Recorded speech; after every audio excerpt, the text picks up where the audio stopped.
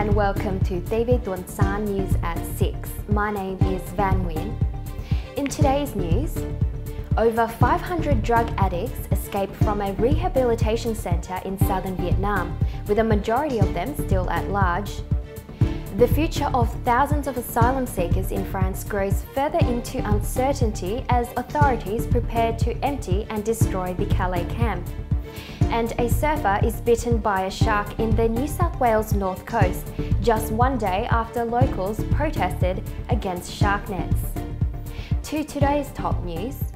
Local media reports more than 500 inmates at a rehabilitation centre in the southern province of Đồng Nai broke out of the facility on Sunday night.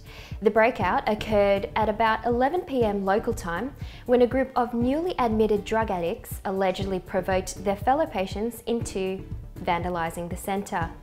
State-run news agency TVTS quoted a Vietnamese official as saying roughly 150 escapees had been apprehended since this morning, while over 400 remained on the loose. The Đồng Nai Centre is currently housing nearly 1,500 inmates, doubling its designed capacity.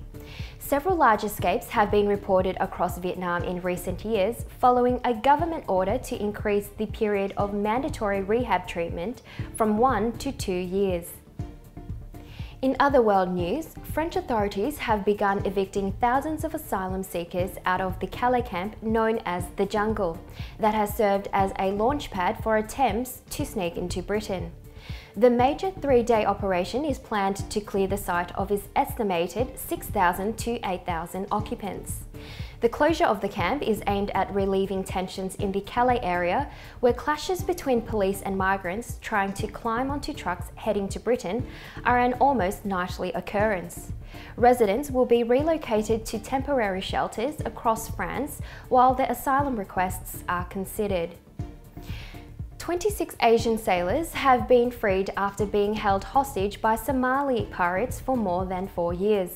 The crew from Vietnam, Taiwan, Cambodia, Indonesia, China and the Philippines arrived in Kenya's capital of Nairobi on Sunday. International mediators have praised the action, saying it marks a turning point in the long-fought battle against Somali piracy.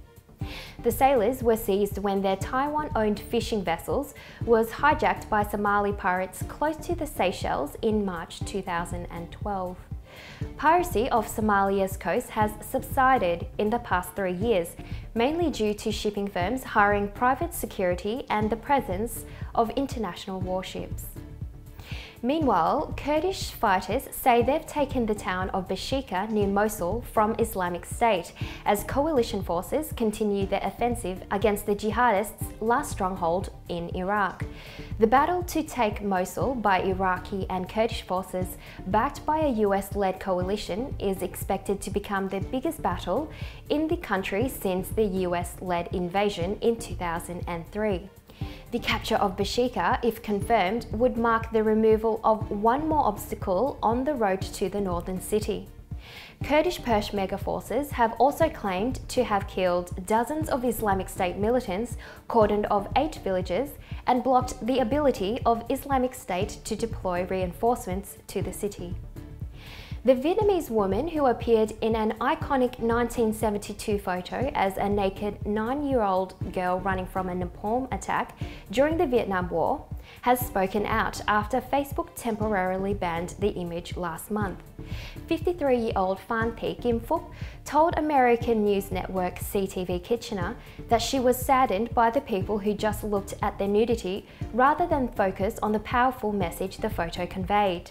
Facebook faced outrage in September for repeatedly deleting the Pulitzer Prize-winning photo taken by Associated Press photojournalist Nick Ut. Facebook has a ban on posts that contain nudity, with some exceptions such as images of works of art and women breastfeeding or educational content. Now to other news in Vietnam.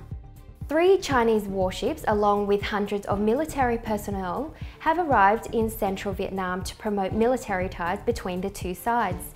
The Chinese naval fleet arrived in the newly opened Cam Ranh International Port on Saturday as part of a 5-day visit to the country. The 750 servicemen will hold exchanges with the Vietnamese Navy during their stay until Wednesday. Last month, vessels from the United States paid a visit to the same port almost 21 years after the two countries normalized ties. Officials in southwestern Vietnam say they have seized 66 wild turtles and tortoises from a passenger bus travelling from Cambodia's capital of Phnom Penh to Ho Chi Minh City. Forest rangers in Tây Ninh province say the smuggled shipment included endangered elongated tortoises and yellow-headed temple turtles. The animals, weighing around 50 kilograms, were discovered on Friday, packed into 3 tight boxes in the luggage compartment, some of which were wrapped in packing tape. Local media reports the bus driver failed to produce any papers for the reptiles. He was quoted as saying a Cambodian national had paid him to deliver them to a vendor in Ho Chi Minh City. Back to news in Australia. A man has escaped with minor injuries after being attacked by a shark near Byron Bay on the New South Wales north coast. The man in his 30s was taken into hospital after reportedly suffering 3 puncture wounds to his upper thigh. It's understood the surfer was waiting to catch a wave off a beach between Suffolk Park and Broken Head around 7:30 a.m. this morning when the shark attacked from below. The incident comes just one day after hundreds of people gathered at a beach in nearby Ballina to protest the planned installation of shark nets in the area.